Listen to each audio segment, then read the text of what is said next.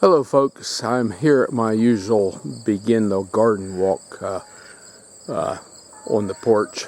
Just came in from the garden. We were standing up here, and of course you can see there, of course, sun's to my back. It's hard to see the screen, but you should be able to see flowers on the scarlet runners. A few bees on that, not like other years.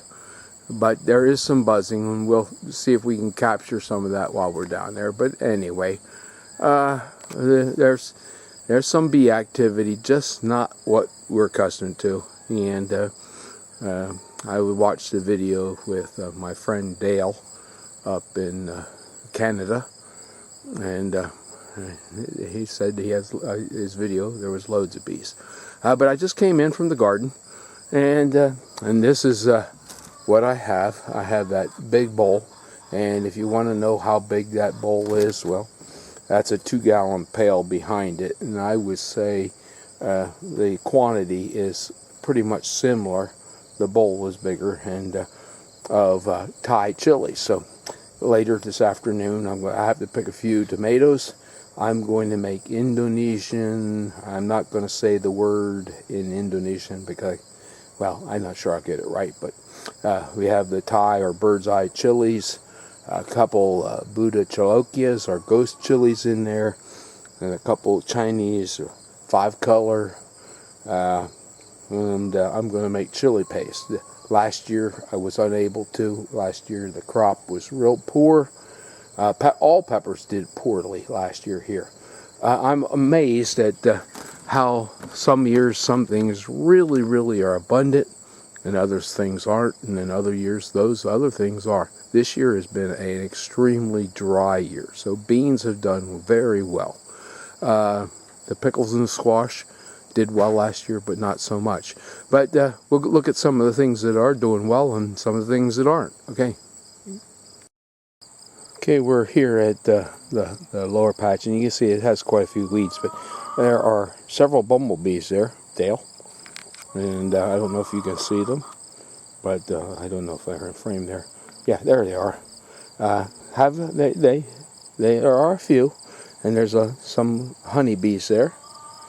And the African blue basil isn't covered quite as much. Now this year I haven't been mowing the grass very much.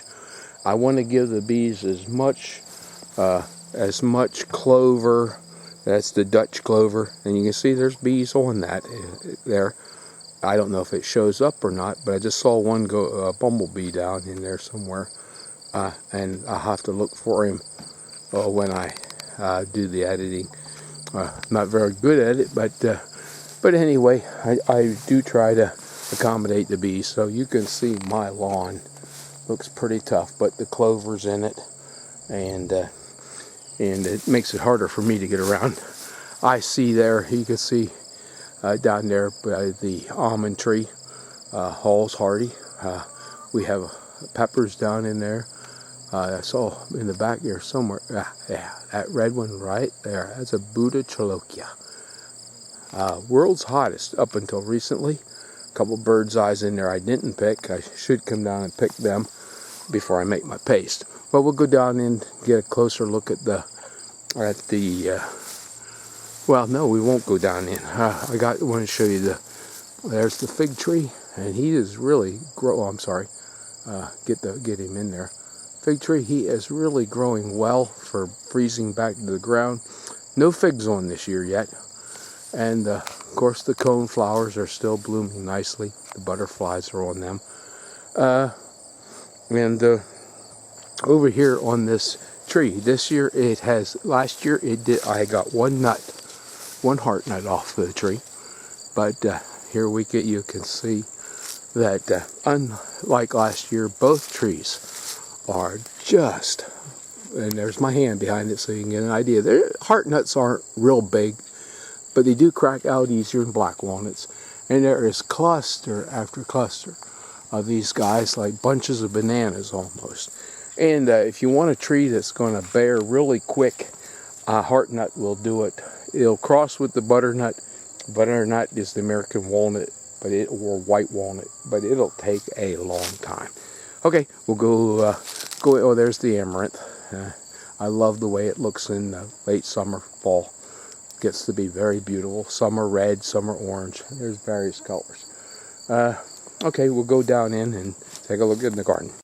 Now here are a few of the Scarlet Runner beans. These can be eaten at this stage as a green bean. I generally just let them dry. They're not the greatest eating bean in the world, but if things ever get hard and there's nothing to eat, well, I highly recommend planting this source of protein and little work, very little work. If you have a place that's a little shaded, they don't like heat. They're from New England, I'm told, but they are beautiful. They bring, earlier today, they were just abuzz with different insects, but you can see, and they're as high as my trellis, and I'm looking up at, of course you can see the clouds. We're looking up in the air, and I would say that's all of 8 foot, and they need more room. They're not going to get it though, but and each one of those flowers should make a bean if it pollinates, and I see lots of little beans. The string beans, here this was a row of peas, and you can see how fast they're growing. They need hoed. Sweet potatoes, well, they're coming along nicely too. I don't know how much they'll make. This year I did not put water on anything other than when I planted some trees. And we've been taking what we've been getting. And all in all, crops of beans, another row of beans, and peppers, tomatoes. We had, humidity's been high. Not a lot of rain, but the humidity's been high. And the blight is just, everyone's telling me that they're having problems with blight. Down there we have the quince tree, and it has loads of quince. It's not quinces, quince. And of course the plum tree is done and over, and the limbs are starting to put themselves back up in the air. Here in the back side of the herb bed, where we were, the fig tree is right here. A gooseberry bush, another gooseberry bush. Well, anyway, my wife calls this the jungle. Up on the hill, the corn I showed last week, a disappointment. Well, I caught 3 groundhogs so far in that week, and I'm pretty sure that's what has been. 2 really big ones and a small one yesterday. And a couple more rows of beans, and we'll go down the bottom and then over to the side. Well, to the side and then to the bottom. We're on the far side here, and of course the red beets for late beets is coming along, but they're wilted pretty bad. They really need water. I don't know if we'll get beets this year or not. There's another row of sweet potatoes, and then of course from a distance, those are the long beans. They're just starting to bloom. Hopefully get some here into the fall. Okay, we're down here in the middle of the bottom, and the row of sweet potatoes have really taken off nicely. The Yukon Golds, even though they're planted late, are starting to die at the usual time, usually about the beginning of August here in central PA. The potatoes die, and now I let them wait until the stalks are completely dead to start digging, because I want the moisture level in the tuber to be diminished enough that I don't have to try to lay them out and dry them.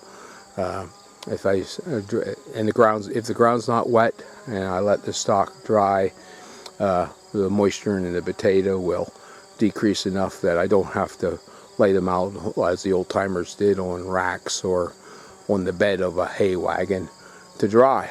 And then you always want to allow your stuff to cure, whether it's squash or whatever, squash or anything, that you want to keep in storage. Will need to have some of the moisture reduced so that it does not rot right away. We're in the pepper patch here, and of course these are the Chinese 5-colors, and I just picked a bunch of this, so you're not going to see the reds. There was a lot of reds, and here I don't know if that shows up or not. the green peppers there on these Thai or bird's eye chilies. And of course these two rows are hot peppers, and those 2 rows are some hot and some sweet peppers. Go to the other side of the garden and look from there.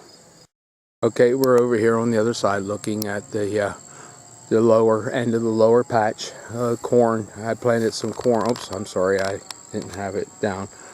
Some corn in here. It didn't all come up real well. And of course there's 2 rows of beans over here. Hoping that get some more beans for different people that want string beans. And fall beans are always better. The nut trees, some of them have quite a few. The hazels have quite a few hazels on, as well as the hickories. The one hickory is not as well as last year, but the other one seems to be about equal. And the hazels, well, they seem to have set some nuts this year. This year was a good year for the nut, at least for my nut trees. I don't know what the black walnuts have done, but I have quite a few left from last year. Okay, we'll go to the middle patch and look at the peppers there. Here we are at the kitchen garden, and of course here you can see there's some Chinese 5-color bird's eye. So I just picked these 2 to get that bowl. Now as the season gets later, and I always start these long season peppers that are from the places like Thailand and Indonesia, because they have summer year round. I start them in late January, and that allows me to have some peppers to eat earlier. If it says 100 days and my growing season is 110 days, I need to be able to have it yield for longer than 10 days. So even with sweet peppers, Mom used to call me up, and one of the things I'll miss is her calls. I know it, but she'd call me up and say, it's Groundhog Day, it's 2nd February, did you get your peppers planted? Well, of course I start my peppers on Groundhog Day, or before Groundhog Day, for the bird's eyes and the other peppers like the ghost chilies, Budachilokias I guess it's called, because they're so long, and to have any yield time you need to plant well ahead of that, and to get a harvest. The potatoes are weedy, and I just haven't been able to get in them, but they do okay with the weeds. It just makes it extremely hard to dig them out when you especially if you only have one leg. Let's see what else. This week one of the things Mom would tell me is is when you take your potatoes out, you have to have your turnips in here in central Pennsylvania. Other places going to be different. Up in north of here, 15th of August isn't going to be. You're going to have them in before, because your season is shorter. And then the south, the 15th isn't going to hold true because your season is longer. But 15th works out real well here in central Pennsylvania to plant turnips. I planted late beets in that ground, and unfortunately I usually try to have them in before the 1st of August, but my tiller was in the shop. So we planted them yesterday, last evening. I planted them, so that was, I think, the 8th. Of course the corn up there's some that the groundhogs didn't get, a different variety. The ears are higher. Hopefully I can keep ahead of them. And of course there's a view of the hill. Okay, thanks for watching. May the Lord bless. I'm going to start making chili paste.